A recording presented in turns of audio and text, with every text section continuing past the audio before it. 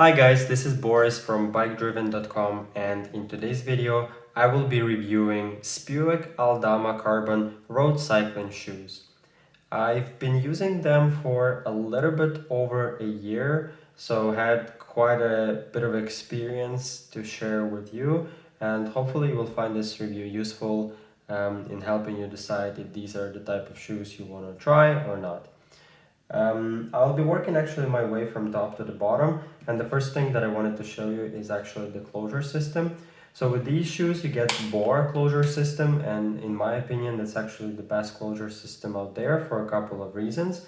One, it's extremely easy to use. So for example, if you want to tighten the shoes, all you have to do is press this button and then you can actually do this, and the shoes are the laces are tightened, so it's really easy to use.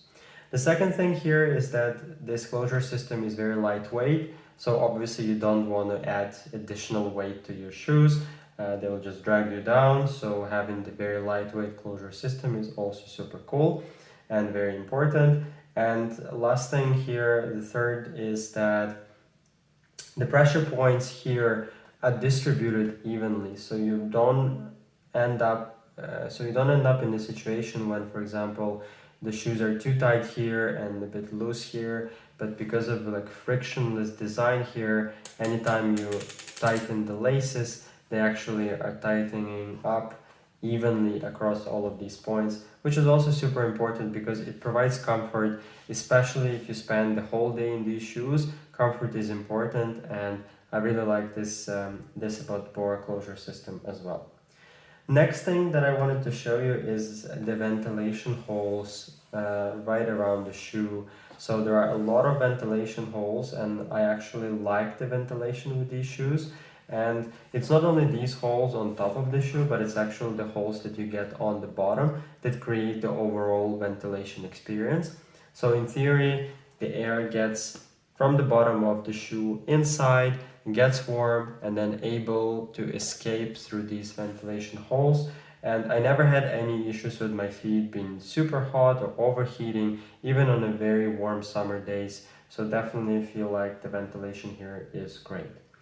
Also, what I wanted to point out, and this is very my subjective opinion, is that I like the design and the color of these shoes, so I find them to be very stylish, and in my case they actually fitted in the overall design with my bike. So I have like yellow spots on my bike, so these shoes match them very well, and it just looks very stylish, and this is quite important for me, so I like it a lot.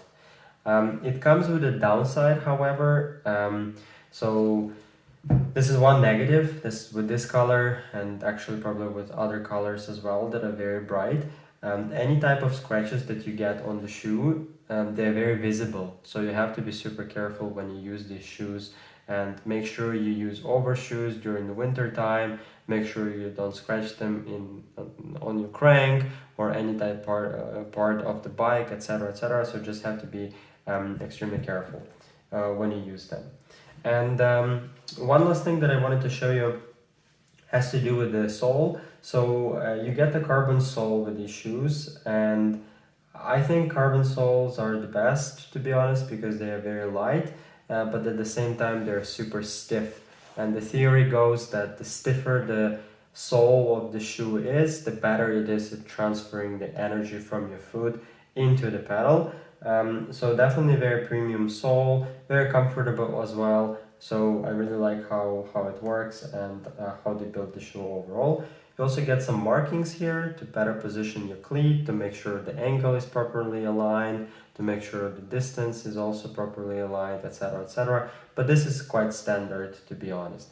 And in general, the way they are built and the way they are holding up is pretty amazing. I've been using them, like I said, for a little bit over a year, and I feel like I've been using them for I will be using them for a few more years. Definitely really good quality.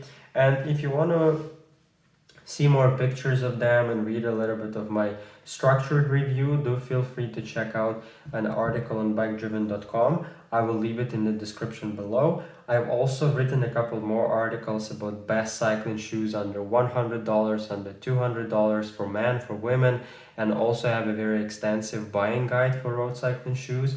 So we'll leave a link to those in the description below.